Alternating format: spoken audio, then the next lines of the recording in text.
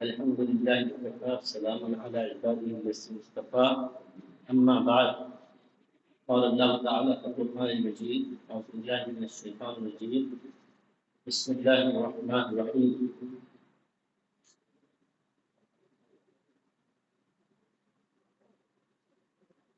فعمل ما شئت إنه بما تعملون بصير.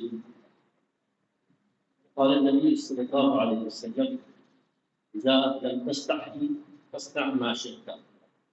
صدق الله صدق رسول الله. محترم برادران اسلام، تمام تعریفیں اس کارساز حقیقی کے لیے سزاوار ہے جو ساری کائنات کا اکیلا ہی مالک اور پروردگار ہے۔ درود السلام جناب محمد رسول اللہ صلی اللہ علیہ وسلم کی ذات اقدس پر کہ آپ کی زندگی نو انسانیت کے لیے سراپا رہنما ہے۔ اس وقت دنیا کے حالات آپ جان رہے ہیں اور جانتے بھی ہیں کہ کس طرح پوری دنیا کے اندر برائیاں، فحش اور منکرات پھیلے ہوئے اور کہ کس طرح اپنی تباہی کے انجام سے دوچار ہونے کی طرف جا رہی ہے۔ کوئی بہت کم ہی ایسے ممالک مل سکتے ہیں جہاں اس طرح کی ہر قسم کی برائیاں موجود نہ ہوں۔ عام طور پر دیکھا جائے تو پوری دنیا کے اندر ہر قسم کی برائیاں اس وقت پائی جا رہی ہیں۔ اخلاقی گراوٹ کی انتہا ہے، لوگوں میں اب حلال و حرام کی تمیز نہیں۔ ہندوستان بھی اس وبا سے دوچار ہے۔ یہاں رہنے والے تمام مذاہب کی اگر آپ بات کریں تو ہر مذہب کے ماننے والوں میں اس طرح کی برائیاں اس وقت پائی جا رہی ہیں، اور انہی میں سے اس ملک کا ایک بڑا مذہب اسلام، اس کے ماننے والوں کی حالت بھی اس وقت اچھی نہیں ہے۔ ہر قسم کی برائیاں اس وقت مسلمانوں میں پائی جاتی ہیں۔ قرآن مجید میں اللہ تبارک و تعالیٰ نے حلال کو بھی بیان فرمایا ہے اور حرام کو بھی بیان فرمایا ہے، اور اللہ تبارک و تعالیٰ کا طریقہ سنت یہ ہے کہ وہ کسی بھی اچھائی کو پہلے بیان کرتا ہے، پھر اس کے فائدے بیان کرتا ہے، پھر اس پر عمل آوری کی اللہ تبارک و تعالیٰ حکم دیتا ہے، اور اسی طریقے سے برائیوں کے سلسلے میں اللہ تعالیٰ حرام کو واضح اور بین طور پر بیان کرتا ہے، پھر اس کے نقصانات کیا ہیں، اس سے کیا تباہ کاریاں دنیا کی زندگی میں ہوگی اور آخرت میں انسان اس کے کرنے سے کن حالات سے دوچار ہوگا وہ بھی بیان کرتا ہے۔ پھر اللہ تبارک و تعالیٰ فرماتا ہے کہ اس سے بچا جائے۔ دنیا میں لوگوں نے حرام کو نہ سمجھنے کی بنیاد پر بھی حرام کاری میں مبتلا ہوئے۔ دنیا میں لوگوں نے حرام کو معلوم کرنے کے بعد بھی خدا کی پکڑ کا شعور نہ ہونے کی وجہ سے، خدا کے عذاب کا احساس نہ ہونے کی وجہ سے، یا دنیا میں جس طرح سے ڈھیل دی گئی ہے انسانوں کو عمل اور ارادے کا جو اختیار کیا گیا ہے، جو آزادی دی گئی ہے، اس کی بنیاد پر انسان جانتے ہوئے بھی حرام کاریوں میں مبتلا ہے۔ اللہ تبارک و تعالیٰ فرماتا ہے قل تعالوا اتلوا ما حرم علیکم، اے محمد صلی اللہ علیہ وسلم آپ لوگوں سے بتائیے کہ آؤ میں تمہیں بتاؤں کہ اللہ تعالیٰ نے کیا کیا پابندیاں تم پر عائد کی۔ قل انما حرم ربی الفواحش ما ظہر منها وما بطن والاثم والبغي بغیر الحق وان تشركوا بالله ما لم ينزل۔ آپ صلی اللہ علیہ وسلم کو اللہ تعالیٰ فرماتا ہے کہ آپ کہہ دیجئے کہ اللہ تبارک و تعالیٰ نے فحش، شرمکاری، بے خودی کے ان سارے چیزوں کو حرام قرار دیا جو چھپ کر کیے جاتے ہیں، جو علانیہ کیے جاتے ہیں۔ ما ظہر وما بطن والاثم، اور اس کو کہتے ہیں گناہ، والبغی، بغاوت، اور اللہ تبارک و تعالیٰ کے ساتھ دوسروں کو شریک کرتے ہیں، اور وہ بات زبان سے نکالنے کو جس حق میں علم نہیں. پھر ایک جگہ اللہ تبارک و تعالیٰ فرماتا ہے انما حرم علیکم المیتۃ والدم ولحم الخنزیر، کہ تم پر مردار حرام کر دیا گیا، خون حرام کر دیا گیا، اور سور کا گوشت تم پر حرام کر دیا گیا. وَأَحَلَّ اللَّهُ الْبَيْعَ وَحَرَّمَ الرِّبَا. پھر ایک جگہ اللہ تعالیٰ فرمایا کہ تجارت تم پر حلال کی گئی ہے اور سود تم پر حرام کیا گیا ہے. اس طرح مختلف مقامات پر شراب کی حرمت کو اللہ تعالیٰ نے بیان کیا، جوے کی حرمت کو اللہ تبارک تعالیٰ نے بیان کیا، نجومی پرستی کو اللہ تبارک تعالیٰ نے حرام قرار دیا. پھر ایک مرد کے عورتوں کے ساتھ تعلقات کو اللہ تبارک تعالیٰ نے واضح کر دیا کہ ایک بیوی کے علاوہ ماں کے ساتھ رشتے کو، سوتیلی ماں کے ساتھ رشتے کو نکاح کے، اپنی بہن کے ساتھ، اپنی خالہ کے ساتھ، اپنی پھوپھی کے ساتھ، اس طرح کے جو رضائی ماں کے ساتھ ان سارے رشتوں کو اللہ تبارک تعالیٰ نے حرام قرار دیا. قرآن مجید میں اس کی تفصیل اللہ تعالیٰ نے بیان کی کہ یہ چیزیں ہیں جن کو حرام قرار دیا گیا ہے، اس سے بچنا چاہیے. حرام انسان کو تین طریقے سے نقصان پہنچاتا ہے. ایک اس کی صحت کو بھی نقصان پہنچاتا ہے، دوسرا دنیا میں اس سے کیا تباہ کاریاں ہوگی وہ بیان کرتا ہے، اور تیسرا حرام کاری سے آخرت میں انسان کو کس برے انجام سے دوچار ہونا ہے وہ بھی بیان کرتا ہے. یہاں تک کہ نبی اکرم صلی اللہ علیہ وسلم فرماتے ہیں کہ اتقوا الملاعن ثلاثہ، تین قسم کی ایسی برائیاں ہیں جو معجب ملامت ہیں، جن پر لعنت کی گئی ہے. البرازہ فی الموارد، کہ بہتے ہوئے پانی میں، پینے کے صاف اور شفاف پانی میں پیشاب اور پاخانہ کرنا. وقارعۃ الطریق، بیچ راستے میں بیٹھ کر اس طرح کی گندگیاں کرنا. والظل، اور سائے دار درختوں کے نیچے، اور سائے دار جگہوں کے نیچے جہاں انسان، جانور، کوئی بھی آ کر راحت پانے کے لیے بیٹھتے ہیں. تو آپ اندازہ لگائیے کہ یہ جو گندگیاں ہیں اس سے انسانی ذوق تو برا ہوتا ہی ہے، لیکن انسان کی صحت کو بھی اس سے بڑے نقصانات پہنچائیں گے. حرام کو ہیلوں کے ذریعے سے حلال کرنے کی کوشش کرنے کو حرام قرار دیا ہے. جیسے کہ سود کو الگ الگ نام دے کر اس کو اپنے لیے حلال کرنے کی کوشش کرنا، ڈاؤن پیمنٹ پر گاڑیاں لینا، ایک پیمنٹ فکس ہوتا ہے اس کو بھرتے جانا اور کہا جانا کہ یہ اب سود نہیں رہا بلکہ حرام نہیں رہا. پھر اسی طریقے سے شراب کی الگ الگ قسموں کو جائز بنانے کی کوشش کرنا. اللہ کے رسول صلی اللہ علیہ وسلم فرماتے ہیں کہ لَيَسْتَحِلُّنَ طَائِفَةٌ مِّنْ أُمَّتِي الْخَمْرَ يَسُمُّونَهَا بِغَيْرِ اسْمٍ، میری امت کا ایک گروہ شراب کو دوسرے نام دے کر اس کو جائز بنا لے گا، اس کو حلال بنا لے گا. یأتی علی الناس زمان یستحلون الربا باسم البیع، ایک زمانہ انسانوں پر ایسا آئے گا کہ وہ سود کو دوسرے نام دے کر، تجارت کے نام، بیع کے نام دے کر اس کو حلال کر لیں گے. حرام کی ہر سوچ کو قرآن مجید میں اور احادیث میں حرام قرار دیا گیا. دوسری چیز جو اللہ تبارک و تعالیٰ اور نبی اکرم صلی اللہ علیہ وسلم نے بڑی سختی سے اسلامی سوسائٹی پر نگاہ رکھی، وہ مشتبہات، یعنی وہ چیزیں جو دل میں شک پیدا کرتی ہیں، دل میں گمان پیدا ہوتا ہے کہ آیا یہ نیکی ہے یا گناہ، آیا یہ حلال ہے یا حرام ہے. اس پر نبی اکرم صلی اللہ علیہ وسلم نے بڑی توجہ فرمائی کہ جو چیز دل میں کھٹک پیدا کرے اس سے اپنے آپ کو بچانے کی کوشش کرو، اس لیے کہ ہو نہ ہو اگر وہ گناہ ہو جائے تو چھوٹے گناہ بڑے گناہ کی طرف آپ کو راستہ دینے لگتے ہیں۔ ایک مرتبہ امام حسین رضی اللہ تعالیٰ عنہ نبی اکرم صلی اللہ علیہ وسلم کے ساتھ تھے، نواسۂ رسول تھے، بہت چھوٹے تھے۔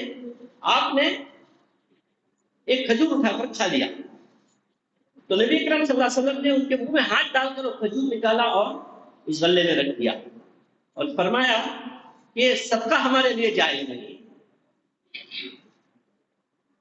تو بعد میں آپ صلی اللہ علیہ وسلم حضرت حسین رضی اللہ تعالیٰ عنہ کو یہ تاکید کرتے ہیں، نصیحت کرتے ہیں، دع ما یریدک الی ما لا یریدک فإن الصدق تمانعہ وإن الکذب ریبۃ۔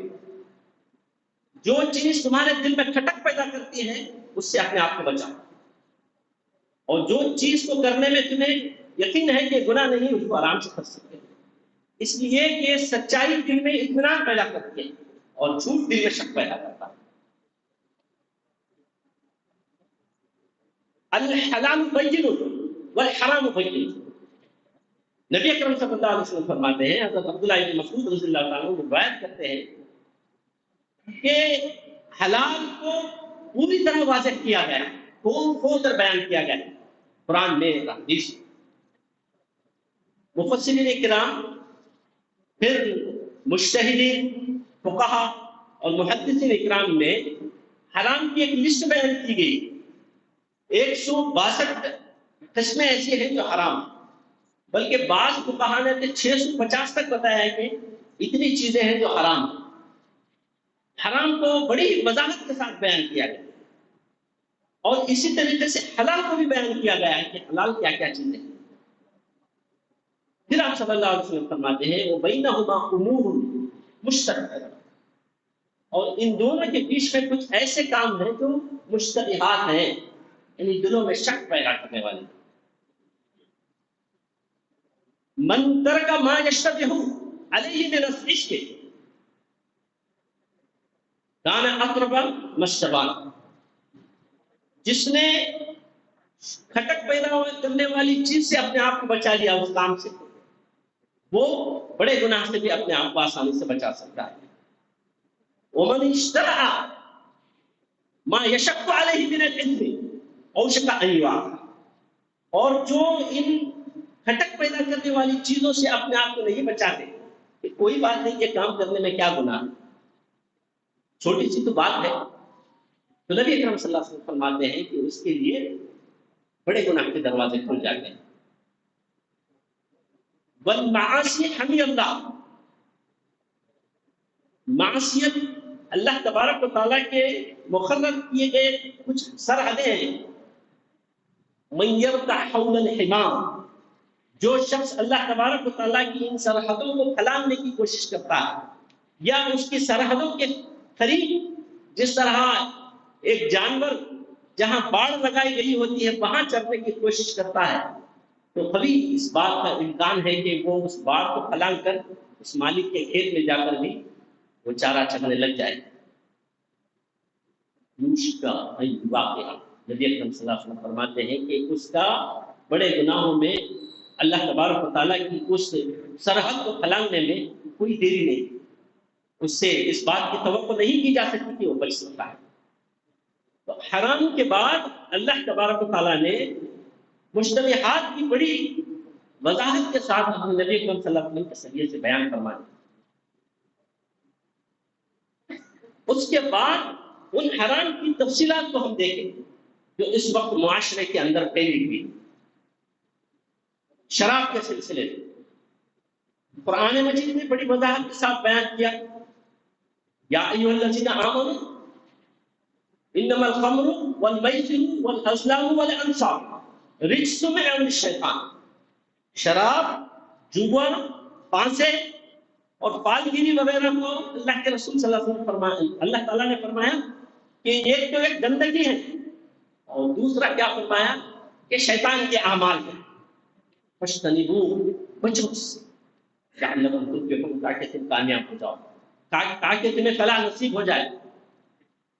انما یرید الشیطان ان یوقع بینکم العداوۃ والبغضاء، شیطان تو چاہتا ہے کہ اس کے ذریعے سے جوفے اور شراب کے ذریعے سے تمہارے اندر دشمنیاں پیدا کرے، تمہارے اندر فتنہ و فساد پیدا کرے، وَيَصُدُّ عَنِ السَّبِيلِ، اللہ کے راستے سے روکے، وَعَنِ الصَّلَاةِ، اور نماز سے تم کو روکے، فَهَلْ أَنْتُمْ مُنْتَهُونَ، کیا تم اس سے نہیں بچو گے؟ روایت میں آتا ہے کہ جب یہ بات آئی تو صحابہ اکرام نے عملی طور پر بتایا کہ ہم شراب چھوڑیں گے، دیکھیے ہمارے آنکھوں کے سامنے۔ تو شراب کو ام الخبائث کہا گیا۔ شراب کی وجہ سے پوری دنیا کے اندر جو خرابیاں اس وقت پھیلی تھی، جو گناہ اس وقت پھیلے تھے، ہر قسم کی حرام کاری کی بیس اس وقت شراب کو قرار دیا گیا۔ بدقسمتی یہ ہے کہ یہ شراب آج مسلمان پیتے ہیں، اس شراب کی وجہ سے گھر تباہ، اور اس شراب کے سلسلے میں صحابہ کرام نے پوچھا نبی اکرم صلی اللہ علیہ وسلم سے، یا رسول اللہ، شہد کے ذریعے سے شربت بنایا جاتا ہے، جو کے ذریعے سے شربت بنایا جاتا ہے، دیگر آپ جو فروٹس ہوتے ہیں انگور وغیرہ سے شربت بنایا جاتا ہے۔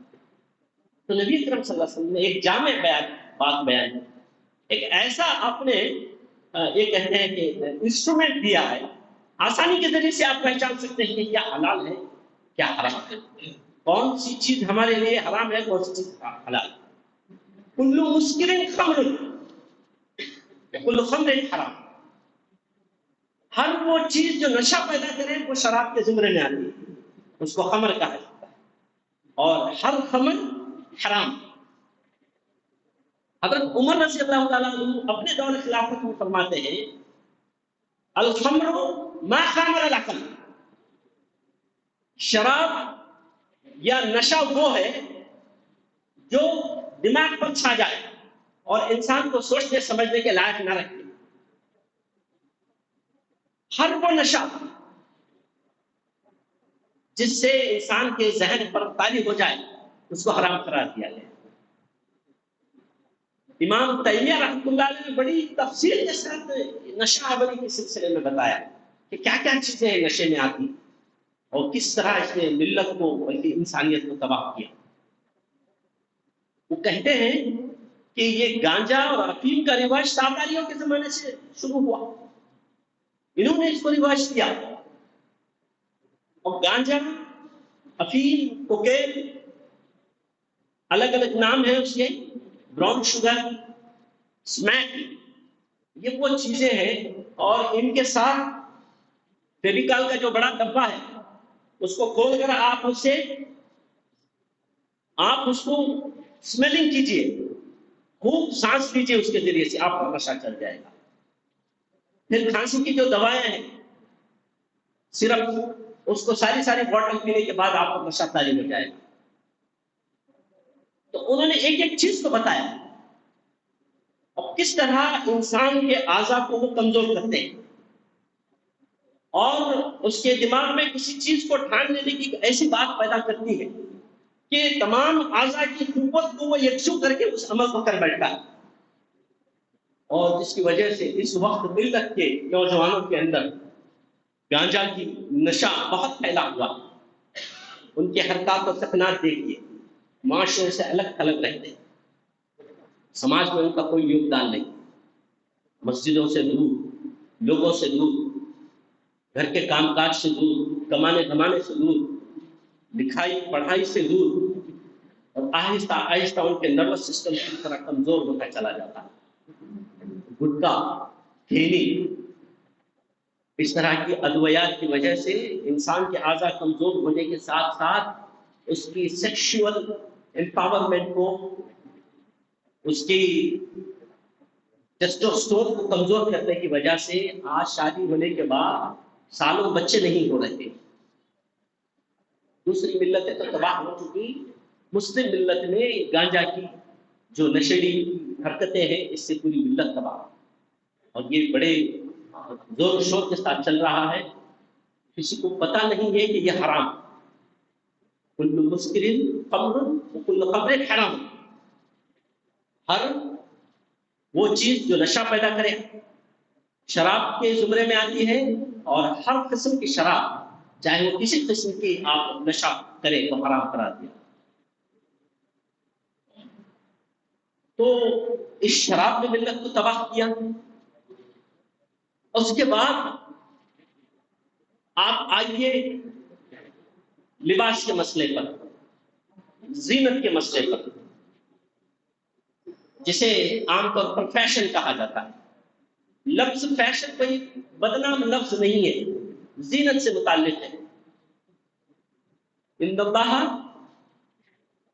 جمیل، نبی اکرم صلی اللہ علیہ وسلم فرماتے ہیں کہ اللہ تبارک و تعالیٰ انتہائی زیادہ پسند، انتہائی حسین، انتہائی خوبصورت، انتہائی پاک، یحب الجمال، اور جمال کو پسند کرتا ہے، زینت کو، خوبصورتی کو، اچھے کپڑے پہننا، اچھا چہرہ بنائے رکھنا، پاک صاف رہنا، پاک صاف باتیں کرنا، پاک صاف معاشرے میں رہنا، پاک صاف گھر میں رہنا، پاک صاف مسجدیں میں رہنا، اس کی ترجیح دی گئی۔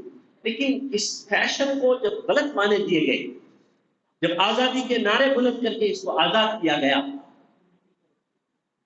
تو وہ پوری ملت کو تباہ کر گیا۔ قرآن مجید میں اللہ تبارک و تعالیٰ نے لباس کے سلسلے میں اور فحاشی کے سلسلے میں تو حکم دیا کہ عورتیں بے پردہ نہ رہیں، عورتوں کے کپڑے کیسے ہونے چاہیے، مردوں کے کیسے کپڑے ہونے چاہیے، وغیرہ وغیرہ۔ لیکن ایک بیس بڑی اچھی بتائی اللہ تبارک و تعالیٰ نے قرآن مجید میں کہ لباس کے ذریعے سے فحش کیسے پھیلتا، سوسائٹی کے اندر عریانیت کیسے پھیلتی ہے، اور وہ عریانیت زنا کے لیے کیسے بیس بنتی ہے، اس کو اللہ تبارک تعالیٰ نے بڑی وضاحت سے بیان کیا۔ یا بنی آدم، اے ابن آدم، مرد بھی آئے عورتیں بھی آئیں، اے آدم کے بیٹوں، اے آدم کی بیٹیوں، لا یفتننکم الشیطان اخرج ابویکم من الجنۃ ینزع عنہما لباسہما لیریہما سوآتہما۔ یہ ہے وہ باریک بات جو میں آپ کے سامنے رکھنا چاہتا ہوں کہ تمہیں شیطان کہیں اس فتنے میں نہ ڈالے جس فتنے میں اس نے آدم کو ڈال کر، تمہارے باپ کو ڈال کر جنت سے نکال دیا۔ کیا تھا وہ فتنہ؟ ینزع عنہما لباسہما، کہ عورت اور مرد کے لباس کو ایک دوسرے کے سامنے کھول دیے، شرمگاہوں کو کھول دیا، لیریہما سوآتہما، تاکہ ایک دوسرے کی شرمگاہ کو دیکھیں۔ تو یہ وہ بیس ہے عریانیت کا، فحاشی کا، حرام کاری کا۔ اسی سے وہ ساری چیزیں پھیلتی چلی گئی، پورے معاشرے کے اندر حرام کاریاں پھیلتی چلی گئی۔ عورتوں کے لباس کے سلسلے میں خواتین شادیوں میں کہیں اس طرح کے ان کے اپنے فیملیز کے وغیرہ وغیرہ فنکشنوں میں جب شرکت کرتی ہے تو ساڑی پہنتی ہے تو کمر کا ایک بڑا حصہ اس کو دکھایا جاتا۔ یہ تھا دیگر تہذیبوں میں، اور سامنے کی جو ناک کا حصہ ہے اس کو دکھایا جاتا، اور سینے پر جو کرتا پہنا جاتا ہے جسے ہم بلاؤز کہتے ہیں، ایک بڑا حصہ پیٹ کا کھول کر رکھ دیا جاتا ہے۔ اس کو لے کر وہ مجلسوں میں شریک ہوتی ہے، خوبصورت بن کر اپنے جسم کی نمائش لے کر وہ شریک ہوتی ہے۔ ایک وجہ یہ ہے کہ وہ اس لیے شریک ہوتی ہے کہ دوسری خواتین اسی طرح آئی ہوئی ہیں۔ ایک وجہ یہ ہے کہ اگر میں اس طرح نہ جاؤں گی تو دوسری خواتین مجھے کہتی ہیں کہ یہ بہت بیکورڈ ہے۔ حامدہ چمکینہ تھی، انگلش سے جب بیگانہ تھی، اب وہ شمع محفل ہے، پہلے چراغ خانہ تھی۔ فیشن کے نام پر ایڈوانسمنٹ کو جو کیا گیا، انہانس کیا گیا اپنے آپ کو ننگا کرنے کے لیے، اور اس کے ذریعے سے دوسرے لوگ اس کو انجوائے کریں۔ اللہ کے رسول صلی اللہ علیہ وسلم فرماتے ہیں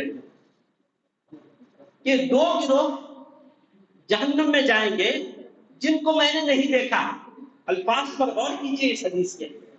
نبی اکرم صلی اللہ علیہ وسلم فرماتے ہیں کہ دو گروہ ایسے ہیں جو جہنم میں جائیں گے جن کو میں نے نہیں دیکھا۔ مطلب یہ تھا کہ ان کے زمانے میں وہ گروہ نہیں تھے، اور آپ صلی اللہ علیہ وسلم نے یہ بھی فرمایا کہ وہ ان کی امت کے گروہ تھے۔ ایک گروہ کے سلسلے میں آپ صلی اللہ علیہ وسلم نے فرمایا کہ وہ ظالم حکمران، ظالم بادشاہ، بلکہ عامر حکمران، یہ جو انسانوں پر اپنی رعایا پر ظلم کرتے ہیں۔ دوسرا گروہ ان عورتوں کا آپ صلی اللہ علیہ وسلم نے فرمایا کہ دوسرا گروہ وہ عورتیں ہیں جو اپنے جسم کی نمائش کرتے ہیں تاکہ لوگ ان کے قریب ہو جائیں اور وہ لوگوں کے قریب ہو جائیں۔ وہ جنت میں داخل نہیں ہوں گی، بلکہ آپ صلی اللہ علیہ وسلم نے فرمایا کہ وہ جنت کی خوشبو بھی نہیں پا سکیں گی۔ اور آپ صلی اللہ علیہ وسلم نے فرمایا کہ جنت کی خوشبو کا حال یہ ہے کہ وہ دور دور تک پھیلے گی۔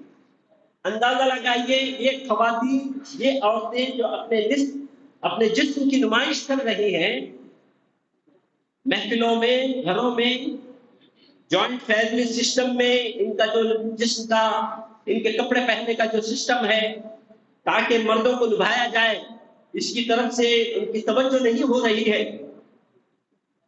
تو اللہ تبارک و تعالی، اللہ کے رسول صلی اللہ علیہ وسلم نے فرمایا کہ وہ جہنم کے انتہائی دور درجے میں ہوں گی۔ پھر اس کو تھوڑا اور ایلابریٹ کر کے دیکھیں تو یہ فحاشی کو اس طرح عام کیا گیا، یہاں تک کہ بزنس کو فروغ دینے کے لیے یورپی ممالک اور یہودی ممالک کے بڑے بڑے پیسے والے پوری انسانیت کے اندر حرام کاریوں کو، فحش اور بہبہ غری کو عام کرنے کے لیے پورنوگرافی کا ایک سسٹم رائج کیا اور اس کے ذریعے سے پوری دنیا میں پھیلایا۔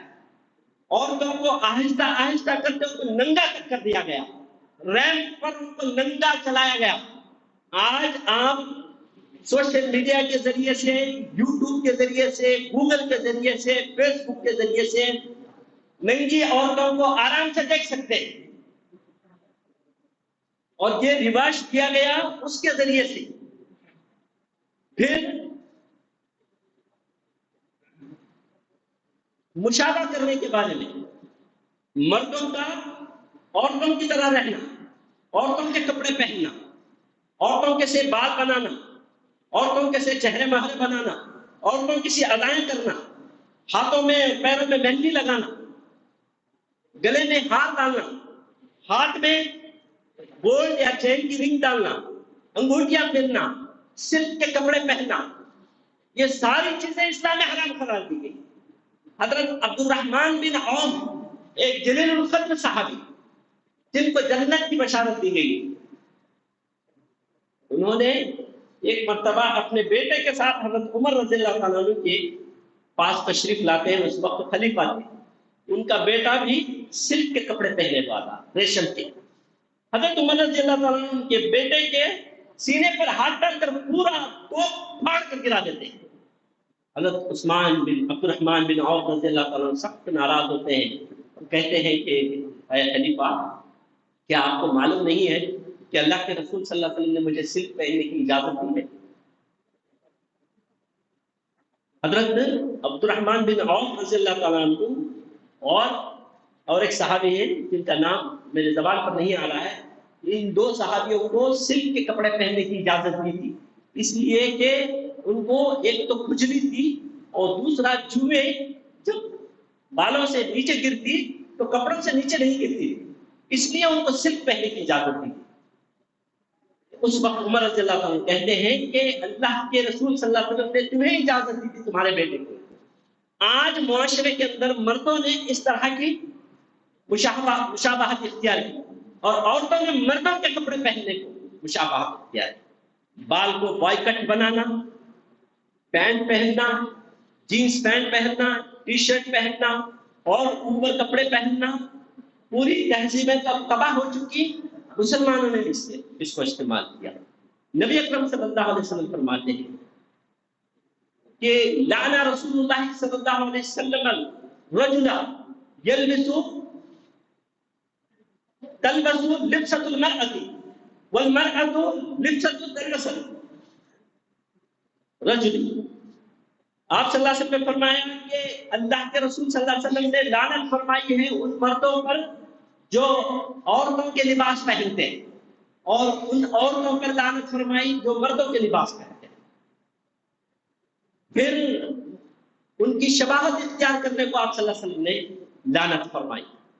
لعن رسول اللہ صلی اللہ علیہ وسلم المتشبہین من الرجال بالنساء والمتشبہات من النساء بالرجال.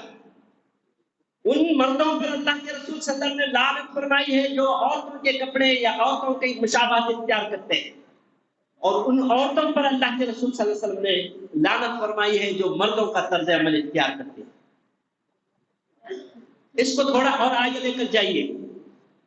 یہ آہستہ آہستہ لباس کے ذریعے سے، پورنوگرافی کے ذریعے سے سیکس بدلنے کی کوشش کی. مرد مردوں کے ساتھ اپنی خواہش پوری کرنے کی کوشش کرتے ہیں، عورتیں عورتوں کے ذریعے سے اپنی خواہش پوری کرنے کی کوشش کرتے ہیں. قریب قریب 4500 سال پہلے حضرت ابراہیم علیہ السلام کے زمانے کے مختصر زمانہ، حضرت لوط علیہ السلام کا زمانہ تھا، وہ ان کے بھانجے بھی تھے. ان کی قوم مردوں سے اپنی خواہش پوری کرتی، وہ عورتوں کے پاس نہیں جاتی. حضرت قرآن مجید میں اللہ تبارک تعالیٰ فرماتا ہے کہ لوط علیہ السلام کہتے ہیں اتأتون الذکران من العالمین، کہ تم مردوں کے پاس جاتے ہو اپنی خواہش پوری کرنے کے لیے، اور وتذرون ما خلق اللہ لکم ما خلق لکم ربکم من ازواجکم، اور ان عورتوں کو چھوڑ دیتے ہو جن کو اللہ تعالیٰ نے تمہارے لیے پیدا کیا تھا تمہارے سکون کے لیے. بل انتم قوم عادون، بلکہ تم حدوں کو پھلانگ کرنے والے لوگ ہو. وہ کتنا سخت عذاب آیا. عذاب کی پیرامیٹر یہ ہے کہ بستی کے کسی کو اللہ تبارک و تعالیٰ نے نہیں چھوڑا، سارے کے سارے انسانوں کو اللہ تبارک و تعالیٰ نے تباہ کر دیا. پکی ہوئی مٹی ان پر برسائی گئی، پورے کے پورے مر گئے. آج ہوموسیکس کو رواج دیا گیا، اور رواج اتنا پھیلا کہ اس وقت سوسائٹیاں پریشان ہیں، حکومتیں پریشان ہیں، لیکن عدلیہ سپریم کورٹ نے اس کو جائز قرار دیا کہ مرد مردوں کے ساتھ اپنی خواہش پوری کرے، عورتیں عورتوں کے ساتھ اپنی خواہش پوری کرے. نبی کریم صلی اللہ علیہ وسلم کے زمانے میں ایک شخص اپنے پیروں، مسلمان کا یاد رکھیے، ایک شخص اپنے پیروں میں مہندی لگایا تھا، ہاتھوں میں مہندی لگایا تھا، کچھ زنانہ قسم کی حرکتیں کر رہا تھا. تو نبی کریم صلی اللہ علیہ وسلم نے اپنے صحابہ سے پوچھا کہ یہ کون ہے؟ تو آپ صلی اللہ علیہ وسلم نے، لوگوں نے، صحابہ نے فرمایا کہ یا رسول اللہ یہ اس کا نام بتایا، تو بتایا کہ یہ اس طرح کی حرکتیں کر رہا ہے، مقنص، ہجڑا. تو حضور صلی اللہ علیہ وسلم نے حکم دیا کہ اس کو مدینے کی سرحدوں سے باہر بھیج دو. اس کو لے جا کر پہنچا دیا گیا. صحابہ نے پوچھا یا رسول اللہ اگر آپ حکم دیتے تو ہم اس کو قتل کر دیتے. نبی اکرم صلی اللہ علیہ وسلم نے کہا کہ ارادہ تو تھا قتل کرنے کا، لیکن آپ صلی اللہ علیہ وسلم کہتے ہیں کہ نماز پڑھنے والے کو قتل کرنے کا مجھے حکم نہیں دیا. نماز کون پڑھتا ہے؟ مسلمان پڑھتا ہے یا کوئی اور مذہب کا آدمی پڑھتا ہے. تو آج مسلمان ہومو سیکشوالٹی میں پڑوس کے ملک میں اس کا رواج دیا جا رہا ہے، اور ٹی وی کے ذریعے سے، نیوز چینلوں کے ذریعے سے ان کی ان حرکتوں کو مباح ٹھہرایا جا رہا ہے. اللہ تبارک و تعالیٰ اور کب تک ہم کو زندہ رہنے کا پتہ نہیں کہ ان چیزوں کو دیکھنا پڑ رہا ہے کہ آج ہومو سیکس کے ذریعے سے، یہاں تک کہ سپریم کورٹ نے اس بات کو بھی آرڈر دیا کہ بیوی کے رکھتے ہوئے کسی اور عورت سے ایک مرد کا تعلق استوار کرنا جائز ہے، اس لیے کہ وہ بیوی اپنی رضامندی سے اس غیر مرد کے ساتھ اپنا تعلق قائم کرنا چاہتی ہے تو اس کے لیے جائز ہے. کوئی ہوٹل، کوئی لاج ان کو روک نہیں سکتا. اسی طریقے سے ایک بیوی اپنے شوہر کے رہتے ہوئے کسی غیر مرد سے اپنا تعلق استوار کرنا چاہتی ہے تو شوق سے کرے. رضامندی کو آزادی کا نام دیا گیا، وہ رواج آ گیا. حکومتیں پریشان، تہذیبیں پریشان، گھر پریشان، اور اس کی وجہ سے بوائے فرینڈ گرل فرینڈ تو بات کی بات ہے، بوائے فرینڈ گرل فرینڈ تو بات کی بات ہے، لیو ان ریلیشن شپ کی بات بتائی جاتی ہے. کیا ہے لیو ان ریلیشن شپ؟ مرد اور عورت ایک ساتھ رہنے کے لیے ایک اگریمنٹ بناتے ہیں آپسی رضامندی کے ساتھ. سارے تعلقات اس میں قائم کیے جا سکتے ہیں. شادی نہیں ہوتی، جب چاہے وہ علیحدہ ہو سکتے ہیں. آپسی رضامندی کے ساتھ 6 مہینے رہے، سال رہے، 2 سال رہے، 5 سال رہے، یہ تو کبھی کا ہو چکا ہے۔ اب جو باتیں جو میں آپ کے سامنے بتا رہا ہوں یہ اب قانون کے ذریعے سے رواج پائی اور اس کے ذریعے سے قتل و غارت دنیا عام، سوشل کرائمز، سماجی کرائمز، نیشنل کرائمز، اس کی لسٹ اٹھا کر دیکھیے، اخبارات میں دیکھیے، میڈیا کے ذریعے سے دیکھیے، ٹی وی کے ذریعے الگ الگ چینلز آتے ہیں، اس میں ساودھان انڈیا کے نام سے وغیرہ، ہر قتل کے پیچھے جو چیز کار فرما ہے وہ زنا، انلیگل ریلیشن شپ، ناجائز تعلقات اس کی بنیاد ہے۔ قتل کیا، پکڑا نہیں گیا، 1 سال 2 سال 5 سال کے بعد پکڑا گیا، اس نے جرم قبول کیا، بیس کیا تھی کہ جس کو اس نے قتل کیا تھا وہ مقتول جو قتل ہوا ہے اس نے میری بیوی کے ساتھ ناجائز تعلقات قائم کیے تھے، میری ماں کے ساتھ ناجائز تعلقات قائم کیے تھے، میری بیٹی بہن کے ساتھ، میری رشتہ دار کے ساتھ پلان بنا کر ان کو قتل کیا جاتا ہے پوری دنیا کے اندر، نہ صرف انڈیا۔ یہ قحبہ غری اور یہ زنا کی جو شکلیں عام کی گئی، اس کو رواج دے کر آج زنا اتنا عام ہو گیا، اب کوئی چیز بچی نہیں۔ قرآن مجید میں اللہ تبارک و تعالیٰ نے فرمایا وَلَا تَقْرَبُوا الزِّنَا إِنَّهُ كَانَ فَاحِشًا، وَسَاءَ سَبِيلًا بھی کہا گا کہ تم زنا کے قریب بھی نہ پٹکو۔ قرآن مجید میں یہ نہیں کہا کہ زنا مت کرو، بلکہ اللہ تبارک تعالیٰ نے کہا کہ زنا کے قریب بھی اس کے جتنے راستے، بات چیت کرنا، ملنا جلنا، عرب کا شاعر کہتا ہے نظرۃ فابتسامۃ فسلام فکلام فموعد ولقاء، پہلے ایک دوسرے کی نظریں ملتی ہیں، پھر سلام و کلام ہوتی ہے، پھر بات چیت ہوتی ہے، پھر مسکراہٹ ہوتی ہے، پھر بات چیت ہوتی ہے، پھر وعدے ہوتے ہیں اور آخر کار ملاقات ہو جاتی ہے۔ اب اس کا سسٹم تھوڑا بدلا ہوا ہے، نظر کے بعد باقی کا سارا کام جو بیچ میں ہے وہ موبائل کر دیتا ہے، وہ واٹس ایپ کر دیتا ہے، وہ کیا کہتے ہیں آپ کو فیس بک کر دیتا ہے۔ فیس بک کا اکاؤنٹ بنانے والے باقاعدہ ان کے سامنے آتے ہیں، ریکویسٹ فرینڈشپ دبا دیا، مرد ہے تو کوئی عورت کا تعلق آ جاتا ہے کانٹیکٹ ہونے کے لیے، عورت ہے تو کسی مرد کا تعلق آ جاتا ہے، پھر بن جاتے ہیں تعلق، اور بنتے بنتے گھر بگڑ جاتے ہیں۔ نبی اکرم صلی اللہ علیہ وسلم نے یہاں تک فرمایا کہ من کان یؤمن باللہ والیوم الآخر فلا یقربن بامرأۃ،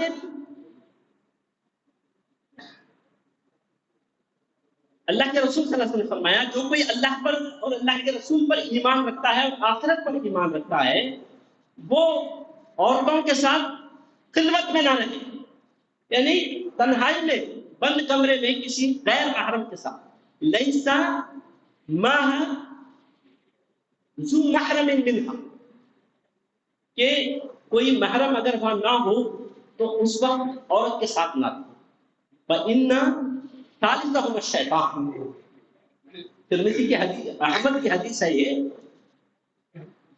آپ صلی اللہ علیہ وسلم فرماتے ہیں کہ وہاں تیسرا شیطان ہوتا ہے۔ شیطان کا کام ہی کیا ہے؟ وہ شرمگاہوں کو سب سے پہلے ایک دوسرے سے دکھانا چاہتا ہے، پھر باقی کے کام پورے ہو جاتے ہیں، اس کی کوئی ضرورت نہیں۔ پھر اللہ کے رسول صلی اللہ علیہ وسلم فرماتے ہیں ایک دوسری جگہ یا والدخول علی النساء، تم پر تاکید کی جاتی ہے کہ عورتوں کے ساتھ خلوت میں رہنے سے بچو۔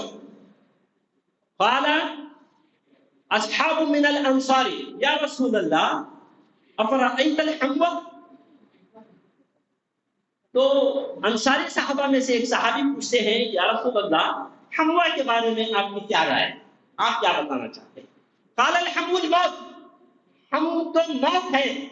حموہ کہتے ہیں بیوی کے رشتہ دار، بیوی کے خالہ کا بیٹا، بیوی کے ماموں کا بیٹا، بیوی کے چچا کا بیٹا، بیوی کے پھوپھی کا بیٹا، شوہر کے خالہ کا بیٹا، شوہر کے ماموں کا بیٹا، وہ جو رشتہ دار ہے، دیور جسے کہا جاتا ہے۔ عرب کا مشہور مقولہ ہے الحمو الموت، دیور موت ہے۔ گھروں کے اندر جب اس طرح کے معاملات چلنے لگتے ہیں تو یہ گھر کو تباہ کرتے ہیں، اب ہو رہے ہیں اس وقت۔ اسی لیے تو ملت نے بلکہ جماعت اسلامی نے یہ کیا کوشش کی کہ ایک مہم ہی چلائی جائے پورا مہینہ بھر ستمبر کے، اور کس کے ذریعے سے؟ خواتین ہی کے ذریعے سے یہ مہم چلائی جائے، اس لیے کہ وہیں سے عورت ہی سے معاشرہ بنتا ہے نا، وہیں سے اس کی روک تھام کی کوشش ہو، گلی گلی محلے محلے گھر گھر پھر رہی ہے وہ بتانے کی کوشش کریے کہ یہ جو رشتے ہیں یہ کس طرح انسانیت کا خون کر رہے ہیں، یہ کس طرح اخلاق کا خون کر رہے ہیں۔ تو یہ اور بھی بہت سی چیزیں ہیں، اتنا وقت نہیں ہے۔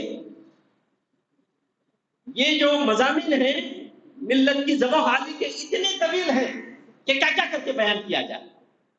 ایک پھول ہو تو 100 مضمون باندھی، یہ کیفیت ہے اس وقت ملت اسلامیہ ہے، تو اس سے بچنے کی ضرورت ہے۔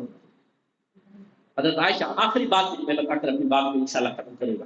حضرت عائشہ رضی اللہ تعالیٰ عنہ فرماتی ہے، ایک مرتبہ نبی اکرم صلی اللہ علیہ وسلم میرے پاس میرے حجرے میں تشریف لائے، میں نے ان کے چہرے پہ دیکھ لیا کہ کچھ بات ہے، پھر آپ صلی اللہ علیہ وسلم نے مجھ سے بات بھی نہیں کی، وضو فرمایا اور مسجد میں داخل ہو گئے، اور مسجد میں ممبر شریف پر بیٹھ کر آپ نے لوگوں سے خطاب کیا، بتایا کہ لوگوں بھلائیوں کا حکم دو اور برائیوں سے روکو، ورنہ تم دعا کرو تمہاری دعا قبول نہیں ہوگی، تم اللہ تعالیٰ سے مانگو اللہ تعالیٰ تمہیں نہیں دے گا، تم اللہ تعالیٰ سے مدد چاہو اللہ تعالیٰ تمہیں مدد نہیں کرے گا۔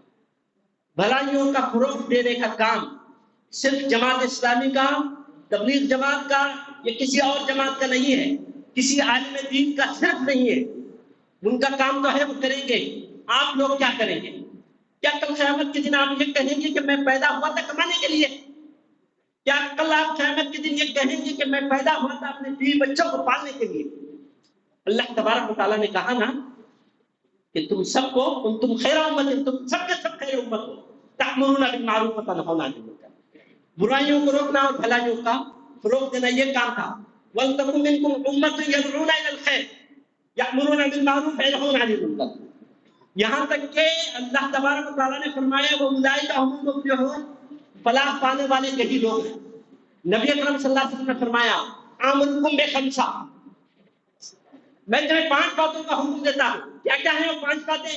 الجماعت ہی، تم ایک جماعت بن کر رہو، جماعت کے باہر کی زندگی تجرد کی زندگی جاہلیت کی زندگی، جو جماعت سے کٹ کر مرا وہ جاہلیت کی موت مرا، وہ اسلام کی موت ہی نہیں مرا۔ کیا کریں گے آپ؟ کسی نہ کسی جماعت میں شامل ہو جائے اور یہ کام کیجیے جو میں نے بتایا۔ وَاتَّقُوا فِتْنَةً لَا تُصِيبَنَّ الَّذِينَ ظَلَمُوا مِنكُمْ خَاصَّةً وَاعْلَمُوا أَنَّ اللَّهَ شَدِيدُ الْعِقَابِ، ڈرو اس فتنے سے جس کی شامت صرف ان لوگوں تک محدود نہ ہوگی جنہوں نے گناہ کیا، بلکہ اس آگ میں، اس چکتی میں وہ لوگ بھی پھنسیں گے جو نیک ہیں۔